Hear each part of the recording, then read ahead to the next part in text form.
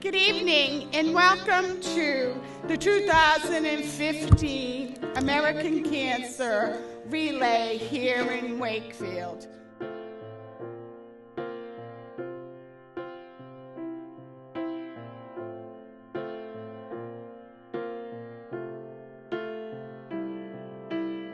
Tonight we will be saving the world from cancer, one laugh at a time.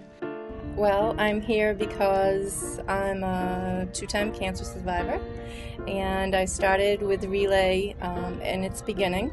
My name is Ethel Haskell. I come from Malden, Massachusetts. I've been coming to the Wakefield Relay since the year 2001. Hi, I'm Annette, and I'm 20 years old. So I was first diagnosed with cancer when I was 13 months. Each year, more than 4 million people in over 20 countries come together at Relay for Life events just like this to raise much-needed funds and awareness for the fight against cancer. So by walking this track tonight, you're going to be joining millions of people across the globe who are walking together to save lives. Things became real personal for me in 2013. In 2013, I was diagnosed with ovarian cancer, and I went through 5 months of rather intense and nasty chemo, and was told that I had a clean bill of health in October of 2013. I'm a two-time cancer survivor, ovarian cancer. I first was diagnosed in 1989. It was a little unusual. My father had just passed away, and a group of family was sitting around the dining room table talking, and I was just talking about how large my stomach was at the time, and it was kind of comical. My sister-in-law pushed her tummy, and she was like the Pillsbury Doughboy. Her finger went in. And my aunt did hers, and her little finger went in like a little Pillsbury Doughboy. And when I did mine, it was hard as a rock, and everyone was going, that's not normal. And I'd had many symptoms from ovarian cancer. It's kind of a quiet cancer. It's hard for women to detect because it's bloating, and it's a lot of things that women have anyway. This event is successful because of all of you who have made the commitment to walk and raise funds to finish the fight against cancer. So please take a moment and give yourselves a round of applause.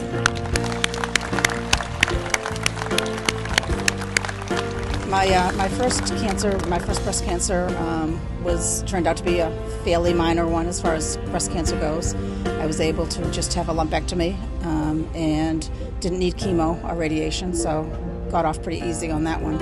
And then about three years later, I developed breast cancer in the other breast. Wasn't related to the first cancer, and that one was much more serious. Involved chemo, double mastectomy, reconstruction, and radiation. So went through the whole gamut for that one. I had lost my sister earlier, so I knew how serious breast cancer can be. Relay just is a chance to get together and sort of face the issue. It's something to rally around. The survivor walk is always very special. My husband, who is of course my caregiver, walks with me, and our family cheers us on, our family and friends. Brings tears to our eyes usually. The first lap, I cried through the whole thing. To see so many people that are supporting us, and it's really great.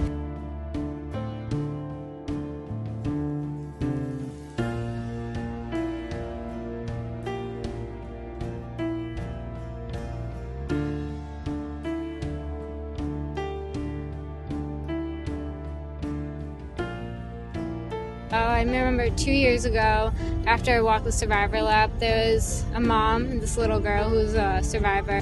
And that was when I think it was 15 or 16 years post bone marrow transplant. And they're just like I could see they looked so happy. And it just made me feel so good. And it's like, you'll get through this, you'll be okay.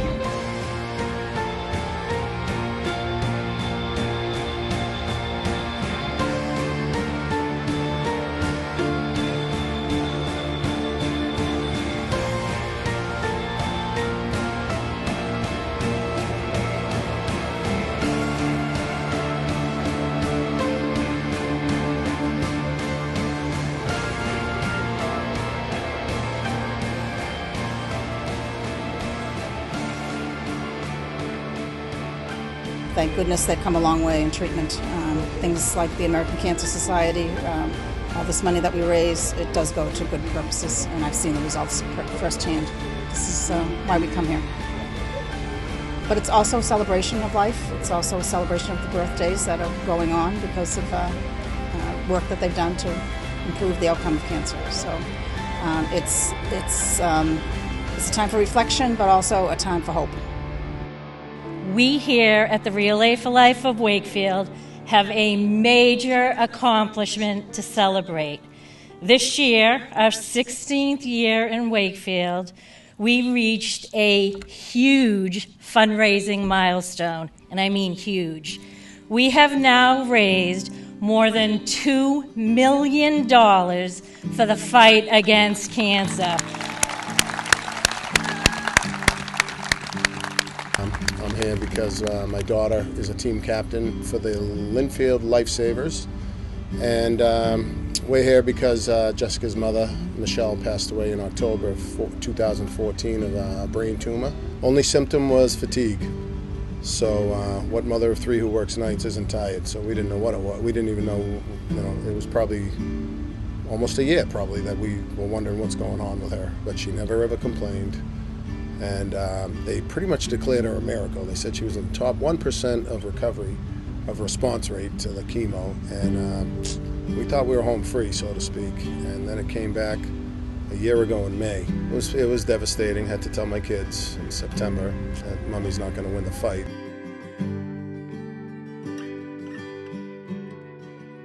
I got diagnosed with MDS, which stands for myelodysplastic syndrome, and it's a blood cancer. It's kind of like leukemia, but a little bit different. It was more rare in my case because I was a baby, and it's actually more common in middle-aged men. So when I was 2.5, I had to get a bone marrow transplant, and I ended up getting an unrelated donor. He's from England, and he's just a great guy, and his wife is great too. The Luminaria ceremony is an opportunity for all of us to come together while we're here at the American Cancer Relay for Life. I'd like to ask you all to please respect the meaning of this ceremonies by remaining silent. This is a time for us to grieve for those we've lost, to reflect on how cancer has touched each of us personally, to look back inside ourselves with a quiet reflection to find hope. No matter what your experience with cancer has been, we all share the hope that we will one day live in a world where our children and their children will never have to hear the words, "You have cancer." At this time, I would like to introduce Devin Govia, our luminaria and lead guest speaker this evening. Devin?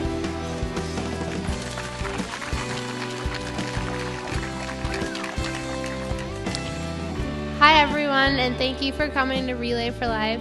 It's really great to see so much support in Wakefield for a meaningful cause that's so close to my heart.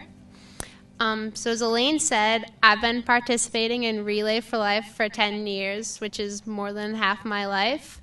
I started as a member of my friend's team when I was 9 because she convinced me that it was a fun night for a good cause.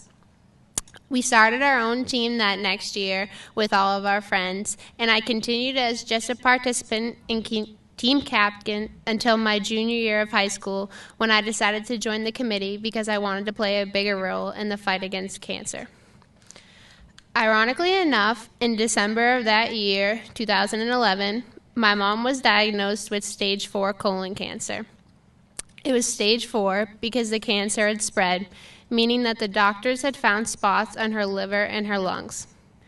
She had been feeling sick and having intense abdominal pain for a few months beforehand, but a tumor was the last thing my family expected was the cause. Her doctors started her on chemotherapy treatments in January of 2012. She received chemo 3 days in a row every week. At first, the side effects of chemo started slowly. She would come home from treatments in the afternoon exhausted, so she would head to bed, usually for the night. But on her days off from treatment, she was back to normal, up and moving about the house like she always did.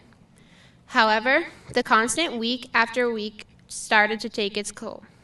Instead of just being tired on days when she was receiving chemo, she started becoming tired every day. She would sleep every day for hours on end, and there were some days where I didn't even see her because she was so exhausted. This was such a drastic change for me and my family. My mom was always up at 6 a.m., ready to send my sister and me off to school, and she was always waiting for us when we got home at 2:30, excited to hear about our days. Now my sister and I barely saw her. This continued for months until she had to stop chemo treatments in June because her platelet counts were low. Selfishly, I was excited about this. My mom wasn't as tired anymore, and we got to spend as much time together as we did before the chemo started. We even took a family vacation in July, something we couldn't even think of when she was on treatment. Once we got back from our trip, it was time for my mom to start chemo again. However, the treatment she was originally on stopped working. The tumor wasn't shrinking, and the spots they found on her liver and lungs were growing rather than disappearing. So, in September of my senior year, it was time to start option number 2. She was on this treatment for a few months until, yet again, it stopped working. As there were only 3 types of chemo for her specific diagnosis, we were down to our last option. This was in early December, meaning that she was extremely sick for the holidays. At this point, she was never really out of bed. The only opportunity I had to see her was when she happened to be awake, and I could sit on her bed and talk to her for a few minutes before she dozed off again. As you may have guessed from the developing pattern, the 3rd and final chemotherapy option stopped working very quickly. My family now had little hope. The doctors at Mass General Hospital told us that there was nothing else they could do for my mom, diagnosing her as terminally ill in January of 2013. This was a huge emotional blow for my mom and for my family. As much pain as my mom was in, and as much as we didn't want her to suffer, we were not ready to lose her. Her doctors provided us with a hospice nurse who was able to come to our home to provide palliative care for my mom. Hospice installed a hospital bed in her room in our house in order to help us get my mom into and out of bed, which, if you knew my mom, you knew she was too stubborn to actually use.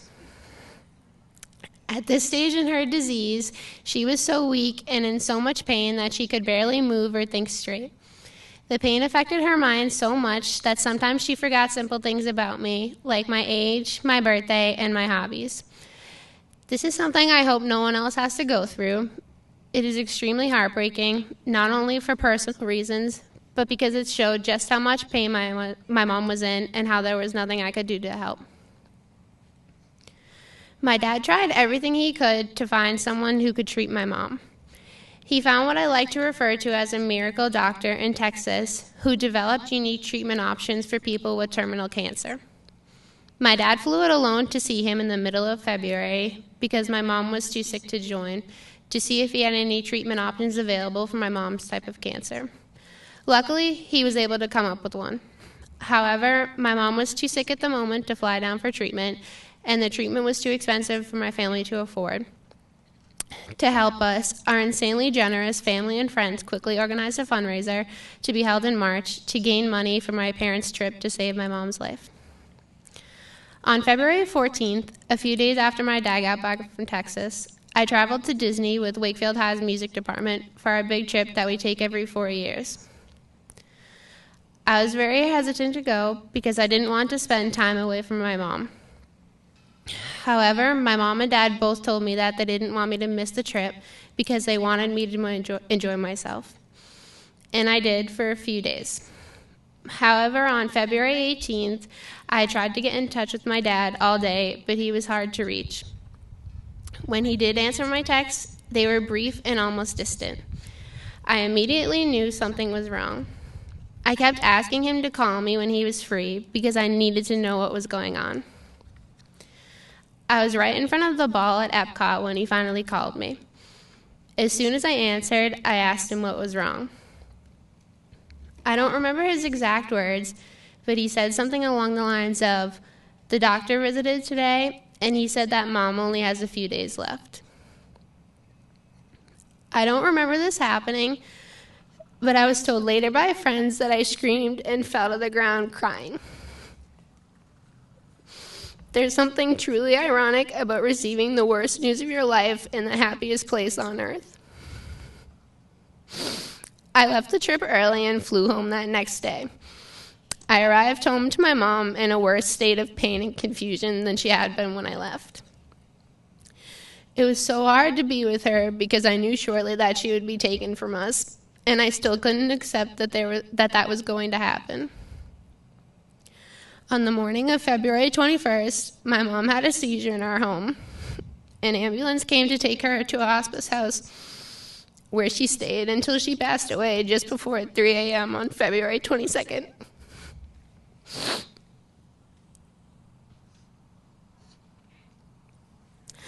My mom was the best person I've ever had the pleasure of knowing. She did not deserve to suffer with all of the hardships she was dealt, but she did, giving cancer a run for its money. Unfortunately, cancer won the long-term battle. And this is why I relay. So hopefully one day, no one else will have to suffer the way my mom did. So no child will have to go through life without a parent. So no parent will ever have to bury their child. And so no one will have to live in fear of losing their life or losing a loved one to cancer. It is imperative that we work together to keep fundraising and fighting, so one day we can beat this disease. One day we will be able to say that we live in a world in which there is a cure for cancer. I hope that that day comes soon, but for now, as the American Cancer Society says, let's work to create a world with more birthdays. Thank you.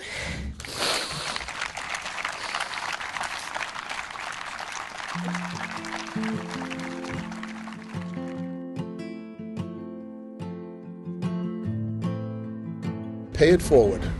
I'll say that, because so many people have been so good to us. Just overwhelming support in the past 4 years that I'm paying it forward when I can. I mean, people come out of the woodwork to help, and it was a terrible tragedy, but a lot of good has come out of it. So I guess that would be it. Just help each other out. Be vigilant. Watch for the symptoms. If you don't feel well, go to the doctor. They can help you. You really have to hit it head on. You can't be shy about it, and you have to advocate for yourself and push yourself. Go to the doctors, get checked. People need to have a different way to look at things. I think our society shuns the whole thought of that it could be me. It's always someone else, not going to be me. I think too many people don't want to look at it, don't want to see it, don't want to see that this wears out, this comes to an end. It would be nice if we could all have a pleasant life and die a natural death. Doesn't always go that way. You have to be ready for whatever it is. The important thing is that you know that could happen at this moment, this day. Always share love with the people you love, with the animals you love, with your friends and colleagues. Just be there with them and for them all the time, because what if that was the last time? Relay is something that is in my heart. It's something that I believe in for so many reasons, because it's not just me, it's my family, my friends, and we need to do something to get rid of this heartache for everyone. And I just want to do my part and continue with Relay as much as I can. I have my own team now, Hunt for a Cure, and I'm here with all my friends, family, co-workers.